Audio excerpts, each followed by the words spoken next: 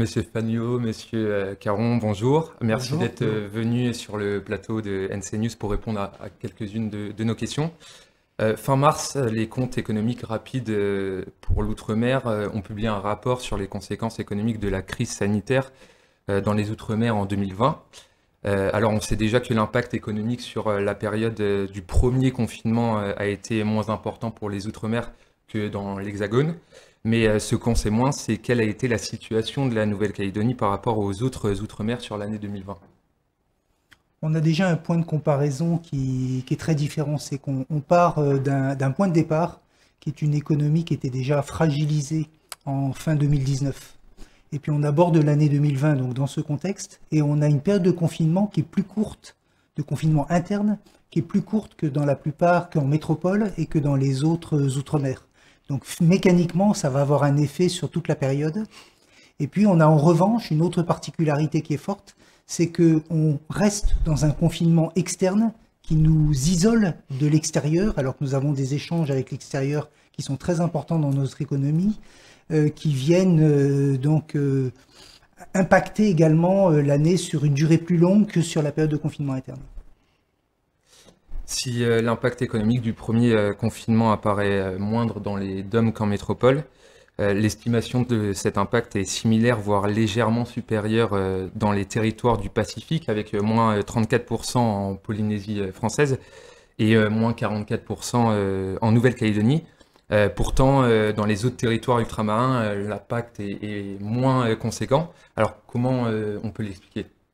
Alors c'est vrai que 44% de baisse de l'activité, c'est finalement la baisse la plus importante que l'on constate en Nouvelle-Calédonie. Et il faut se rappeler de la structure de l'économie. En fait, les 44% de baisse, c'est issu d'une observation que l'on fait secteur par secteur, et l'ensemble des secteurs constitue l'économie. Ce dont on se rend compte, c'est que pour quasiment tous les secteurs, en fait, la baisse d'activité n'est pas la plus importante en Calédonie, sauf un secteur qui est le commerce et les services marchands. Et effectivement, c'est en Calédonie qu'on constate le ralentissement le plus important. Mais probablement que l'effet le plus important, quand je vous parlais de structure de l'économie, c'est un secteur qui est le secteur de l'administration et des services non marchands, qui habituellement joue un rôle d'amortisseur. Il se trouve que c'est un secteur en fait qui n'a pas subi la crise, dans le sens où, quel que soit le moment de la crise, les salaires ont été versés. Et c'est comme ça que ce secteur est valorisé. Il se trouve que la situation de la Calédonie est très particulière, en ce sens que le poids du secteur donc administration et services non marchands est davantage proche du poids de métropole, c'est de l'ordre de 22-24%, que du poids constaté sur l'ensemble de l'outre-mer, qui est plus de 38%. Du coup, cet effet protecteur de ce secteur s'est fait moins ressentir en Calédonie, qui explique aussi le fait que le ralentissement était plus important sur le territoire. Nous savons aussi qu'il y a une épargne forcée des ménages en raison des restrictions qui ont été imposées par le confinement. Alors, où se situe la Nouvelle-Calédonie par rapport aux autres outre-mer ? Alors cette épargne forcée, d'abord c'est tout simplement le fait qu'il y a eu une moindre possibilité de consommation pour la plupart des intervenants, des opérateurs, des agents économiques pendant cette période, et qu'en revanche, la plupart des revenus, par différents mécanismes, y compris de chômage partiel, ont pu être préservés. Du coup, il s'est constitué une sorte d'épargne forcée.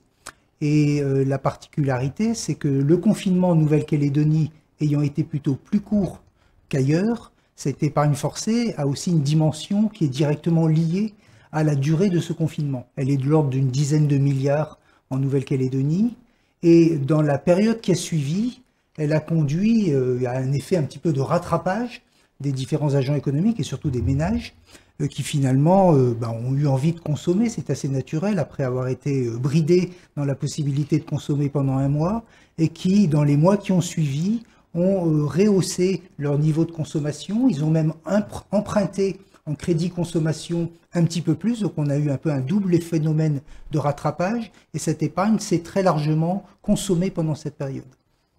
Il a également été constaté que cette période a eu un impact de 3 points sur le PIB de la Nouvelle-Calédonie, aussi de Mayotte et des Antilles.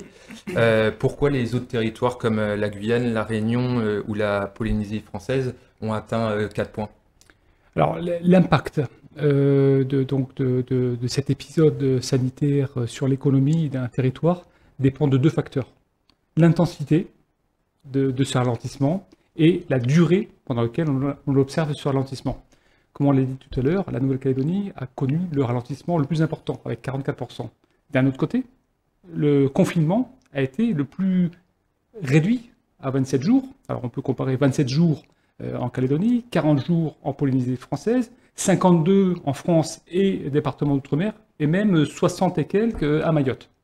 Donc c'est le confinement réduit qui, combiné à l'intensité certes plus importante, qui fait qu'au final, l'impact sur la richesse créée sur l'année 2020 fait partie des moins importantes des territoires français.